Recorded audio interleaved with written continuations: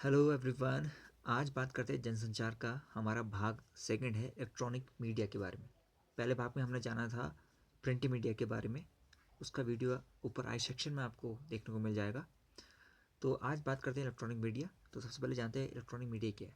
दोस्तों, electronic media में आपका टीवी, रेडियो, सिनेमा, इंटरनेट, ये चीज़ें इसमें आती हैं। दोस्तों, एक क्वेश्चन बनता है एग्जाम पेपर में। I think UK triple S ने पूछा भी है कि इलेक्ट्रॉनिक मीडिया में निम्न में से क्या सम्मिलित है। तो ये आपको याद होना चाहिए। और देखिए, ये एक श्रव्य यानी कि एक सुनने का मीडियम है आपका। ठीक है, आप रेडियो को सुन सकते हैं। ठीक है, और वहीं दृश्य माध्यम कौन सा है आपका? टीवी, टेलीविज़न, जिसमें आप श्रव्य यानी कि सुन भी सकते हैं और वॉच भी करते हैं ना, देख भी सकते हैं। तो दोनों माध्यम से सूचना देने वाला माध्यम है। तो इसमें एग्जाम्पल मैंने आपको बता दिए। सीधे आगे बढ़ते हैं। पहले जानते हैं रेडियो के बारे में। ठीक है, आगे देखिए रेडियो है। टेलीविज़न के बारे में जानेंगे तो यहाँ से फैक्ट्स पूछ जाते हैं। तो मैंने इंपॉर्टेंट फैक्ट्स ही लिखे हैं आपके लिए, बाकी का और वगैरह वगैरह नहीं लिखा है मैंने। टीवी समाचारों के टाइप्स पढ़ेंगे, क्या क्या उसमें जो परिभाषाएँ आती हैं वो क्या है, और लेखन की शैली क्या होती है। साथ ही हम सिनेमा और इंटरनेट के बारे में जानेंगे। ठीक है, और अगर आपको इसकी पीडीएफ चाहिए तो नीचे डिस्क्रिप्शन में आप नीचे डाउनलोड कर सकते हैं। तो सबसे पहले जानते हैं रेडियो के बारे में। तो रेडियो को देखो, आविष्कार की बात करें तो जी मार्कोनी जो था, उसने 1895 में जब बेतार के तार से ना रेडियो का आविष्कार किया, तो तब से एक क्रांति ला दी थी उसने। आपने भी पुराने जमाने में देखा होगा रेडियो। आज भी रेडियो कितना अच्छा माध्यम है ना। आप उसमें कुछ गीत संगीत सुन सकते हैं और कुछ समाचार चीज़ें भी यहाँ पर आपको देखी जाती हैं। तो भारत में जो पहला प्रसारण हुआ था रेडियो का, वो हुआ 22 जुलाई 1927 को। ये आप याद रखिएगा। और जब ये प्रसारण होता है तो फिर ऑल इंडिया रेडियो की शुरुआत भी हो जाती है उसके बाद 1936 में। ठीक है, AI लिखा है मैंने, AIR। ऑल इंडिया रेडियो की शुरुआत होती है 8 जून 1936। ठीक है, डेट भी लिख लेना आप, हो सकता है ये पूछ ले पूरा डेट, 8 जून 1936 को। फिर 1957 में इसका नाम बदल के क्या कहते हैं, आकाशवाणी किया जाता है। ठीक है, यहाँ पर मैं महत्वपूर्ण लिख रहा हूँ, लिख लो आकाशवाणी। ये भी पूछता है, मोस्ट इंपोर्टेंट है ये भी। आकाशवाणी कब होता है इसका नाम ऑल इंडिया रेडियो का? 1957 में। और सुमित्रानंद पंत के सुझाव पे इसका नाम आकाशवाणी रखा गया था। फिर विविध भारती सेवा आती है हमारी अक्टूबर 1957 में, इसी वर्ष। फिर 1967 में विज्ञापन प्रसारण सेवा शुरू होती है, यानी कि भारत में एडवर्टाइजमेंट का प्रसारण होने लग गया था। और भारत में अगर FM रेडियो की शुरुआत की बात करता है तो FM रेडियो की शुरुआत होती है 15 अगस्त 1993 को। ठीक है, और शुरुआत कहाँ से होती है? तो बॉम्बे से होती है शुरुआत। ठीक है, जिसे आधुनिक में मुंबई भी कहा बोला जाता है। तो ये था हमारे रेडियो का। और यहाँ से कुछ और चीज़ आप नोट कर लीजिए। आपसे पूछा जा सकता है कि रेडियो का राष्ट्रीयकरण कब हुआ था?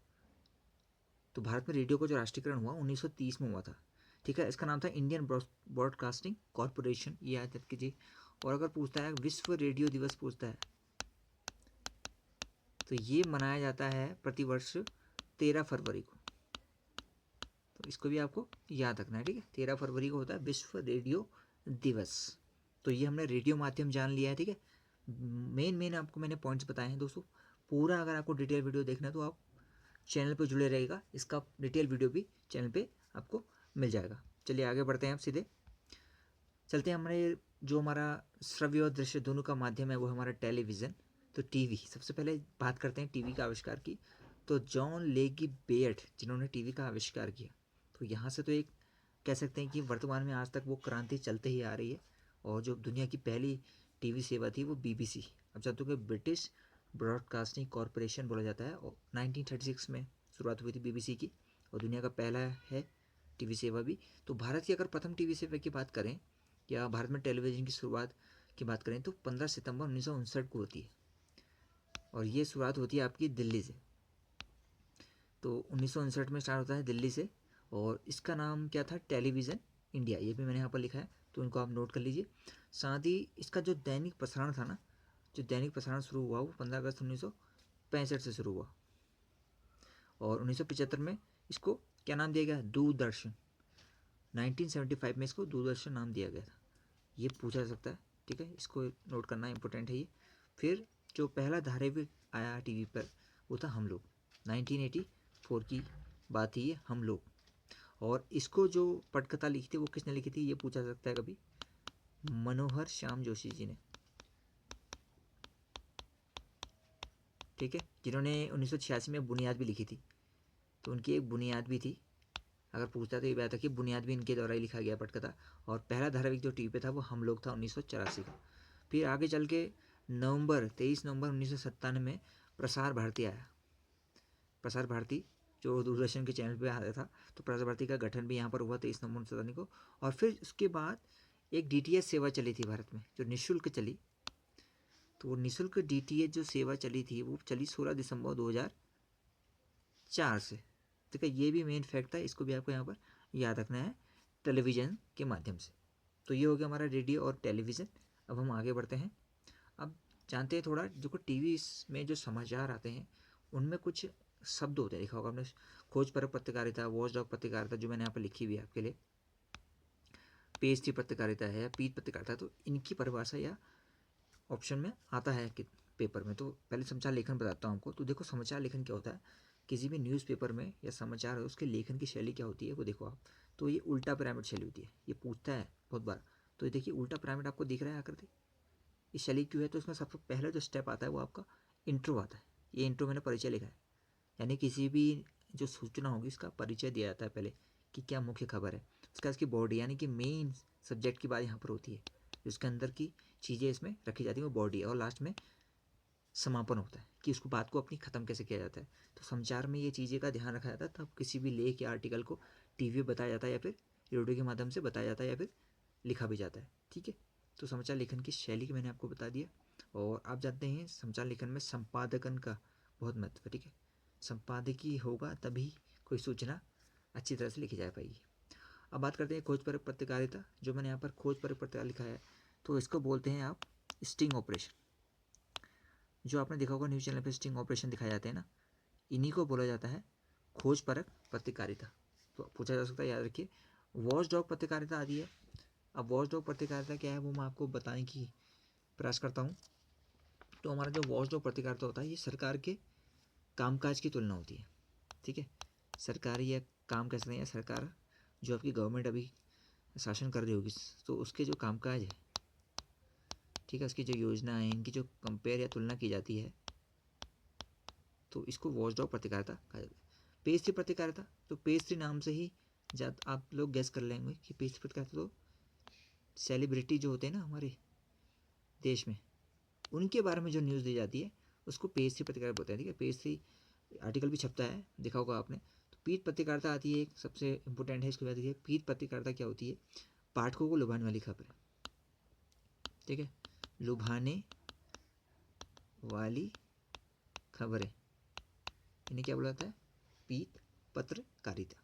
तो ये हमने मेन जो फैक्ट है टीवी समाचारों के वो भी जान लिए। अब आगे बढ़ते हैं, अब चलते हैं सिनेमा की तरफ। तो सिनेमा तो एक ऐसा माध्यम है दोस्तों, ये मनोरंजन का सबसे लोकप्रिय माध्यम है वर्तमान में, जिसे हम कह सकते हैं। तो सिनेमा की शुरुआत होती है, तो इसके बारे में जाने। तो सिनेमा की शुरुआत कैसे होती है? अब सिनेमा आया तो आया कैसे? तो सिनेमा के लिए मेन सबसे पहला है जो थॉमस अल्वा एडिसन थे, उन्होंने 1883 में क्या खोजा था? पहला मिनीस्कोप खोजा था। अब उनके छोटे मिनीस्कोप से ही इस टीवी को एक दिशा मिली कि टीवी की खोज भी की जाए। तो विश्व की जो पहली फिल्म बनी थी सिनेमा, तो वो थी रोने गार्डन सीन 1888 में। ठीक है, ये फ्रेंच भाषा में थी, याद रखिएगा, फ्रेंच भाषा में थी ये, अगर ये पूछता है। और भारत के परिप्रेक्ष्य में बात करते हैं, तो भारत की बात कर लेते हैं। तो भारत में देखो पहली मूक फिल्म जो बनी थी वो राजा हरिश्चंद्र थी, 1913 में आई राजा हरिश्चंद्र। वहीं जो पहली बोलती फिल्म थी भारत की वो थी आलमारा, 1931। ठीक है, याद करने का आसान है, 1913 अगर याद है आपको तो 1931 चेंज करना है 13 को 31 में। तो पहली मूक फिल्म हमारी राजा हरिश्चंद्र और पहली बोलती फिल्म आलमारा। वहीं बात करें भारतीय सिनेमा में जो पहली रंगीन फिल्म बनी वो थी किसान कन्या। ठीक है, किसान कन्या कब आई थी? अगर वर्ष पूछा तो 1937 में, किसान कन्या। ठीक है, भारत के परिप्रेक्ष्य में बात कर ली। अब फिल्म क्या बात है, देखो जो कोई फिल्म बनती है उसकी कहानी में 3 चरण मेन रूप से गिने जाते हैं। देखो पहले कहानी बताई जाएगी कि पिक्चर के अंदर क्या हम दिखाया जाएगा और क्या हम कहेंगे कहानी। उसके बाद उसकी पटकथा लिखी जाती है, यानी कि इसको स्क्रीन प्ले भी बोलते हैं फिल्म की भाषाओं में। और लास्ट में हमारा डायलॉग होता है, यानी कि संवाद। हम उसमें संवाद क्या बोलेंगे, कैसे बोला जाएगा उन डायलॉगों को या संवादों को। तो ये फिल्म की कहानी के 3 चरण हैं, ये भी आपको याद होने चाहिए। और केंद्रीय फिल्म प्रमाणन बोर्ड अगर पूछता है आपसे, जो सेंट्रल का हमारा फिल्मों को जो पास करता है ना, सर्टिफिकेट प्रदान करता है, वो मुंबई में इसकी शाखा है और ये 1952 में स्थापित हुआ है, याद रखिएगा, ठीक है। केंद्रीय फिल्म प्रमाणन बोर्ड तो 1952 में स्थापित हुआ और मुंबई में इसका मुख्यालय है, ये भी आपको याद रखना है, ठीक है। तो अब चलते हैं हमारे आज के अंतिम, इंटरनेट के जो माध्यम था हमारा इलेक्ट्रॉनिक मीडिया। तो इंटरनेट के बिना तो दोस्तों आजकल कुछ भी चीज़ की कल्पना नहीं की जा सकती। आपने आजकल सोशल मीडिया भी दिखा होगा, तो उसके बारे में हम अगले पार्ट में जानेंगे, क्योंकि ये काफ़ी लंबा वीडियो हो जाएगा फिर। तो इंटरनेट के बिना तो आप देखते टीवी रेडियो कोई भी चीज़ एक्सेस नहीं हो पाएगी ना। तो इंटरनेट तो इन सब के लिए बेसिक ज़रूरी है। और इंटरनेट को आप जानते हैं नेटवर्क ऑफ नेटवर्क कहा जाता है, यानी कि नेटवर्क का जाल ही है ये, चारों ओर ये व्याप्त मिलता है हमको। तो इसकी शुरुआत होती है यूएसए में, एक रक्षा का डिपार्टमेंट था, डिफेंस डिपार्टमेंट, डीओडी यूएसए बोला जाता है। तो उन लोगों ने क्या कहा था, एक आरपा नेट नाम का एक एडवांस रिसर्च प्रोजेक्ट एजेंसी का नेटवर्क आया था, आरपा नेट, ठीक है। और आरपा नेट का जो पहला कोडर था, उनका नाम मुझे ध्यान नहीं है, उन्होंने जो पहला मैसेज भेजा था वो भेजा था एल और ओ। वास्तव में वो लॉगिन भेज रहे थे आगे, पर सिस्टम एल हो के बाद क्रैश हो गया था। उस समय के जो कंप्यूटर होते काफ़ी बेसिक से होते थे, तो क्रैश हो गया सिस्टम, तो एल ओ ही मैसेज आगे जा पाया था। तो यहाँ से क्या हुआ कि इंटरनेट की यहाँ पर विकास हो गया, चाहे सिस्टम क्रैश हो गया पर यहाँ से इंटरनेट का एक बेस मिल गया कि इंटरनेट काम ऐसे करता है। तो 1969 में यूएसए की डीओडी यूएसए द्वारा इसको कह सकते हैं कि स्थापित किया गया। आरपा नेट तो था, तो कंप्यूटर का एक नेटवर्क था, इसको यूज़ किया गया वहाँ के इंस्टीट्यूशन में, वहाँ के डिफेंस में यूएसए में, और वहाँ की लेबोरेटरी में।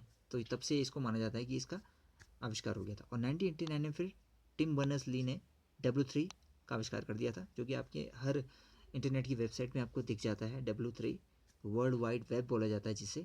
और भारत में अगर इंटरनेट की शुरुआत बोलें तो सबसे पॉपुलर जो कंपनी थी VSNL थी उसमें, विदेश संचार निगम लिमिटेड। और आई कभी है 15 अगस्त 1995 में भारत में इंटरनेट की शुरुआत हुई। तो कभी पूछे भारत में इंटरनेट की शुरुआत हुई तो VSNL, ठीक है, विदेश संचार निगम लिमिटेड, ये इसका नाम था, ये आपको याद रखना है, VSNL। और फिर देखो, आप जानते ही हैं अगर इंटरनेट की शुरुआत हो चुकी है तो इंटरनेट में जो भी पत्रकारिता आप देखते हैं ब्लॉग के माध्यम से, सोशल मीडिया है, तो इसके कुछ चरण थे। वैसे इसे बेसिकली 3 चरणों में बांटा जाता है।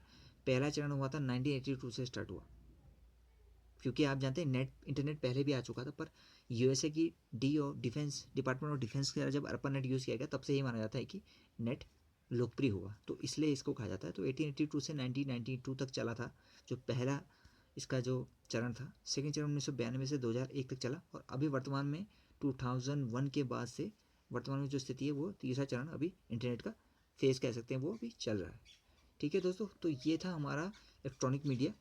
तो हमने यहाँ पर जान लिया इंटरनेट का थोड़ा सी पुरानी बेसिक चीज़ें जानी, इन सिनेमा के बारे में जानी, और जो फैक्ट एग्जाम में पूछे जाएंगे वो मैंने आप लोग को बता दिया। तो आपको ध्यान से देखना है इस वीडियो को, और मिलते हैं आपको नेक्स्ट पार्ट में, जो हमारा रहेगा सोशल मीडिया और हमारा जनसंचार और पत्रकारिता का। यहाँ पर लगभग बेसिक्स जानकारी हमने और इम्पोर्टेंट फैक्ट हमने एग्जाम के लिए जान लेंगे हम, ठीक है। तो दोस्तों, चैनल पर जुड़ने के लिए आप चैनल को सब्सक्राइब कर लेना और बेल आइकन को जरूर दबाना। और अभी आपके लिए करंट की कोई वीडियो भी आएंगी जिसमें हम अवार्ड्स के बारे में जानेंगे, साथ ही हम बात करेंगे, कुछ PYQ बनाएंगे जनसंचार के टॉपिक के। और वीडियो अच्छा लगता तो लाइक कीजिए, और कुछ कमेंट करके आप सवाल पूछ सकते हैं अपने किसी भी जानकारी के बारे में। तो मिलता हूँ आपसे नए वीडियो में, तब तक के लिए धन्यवाद, नमस्कार आप सभी को।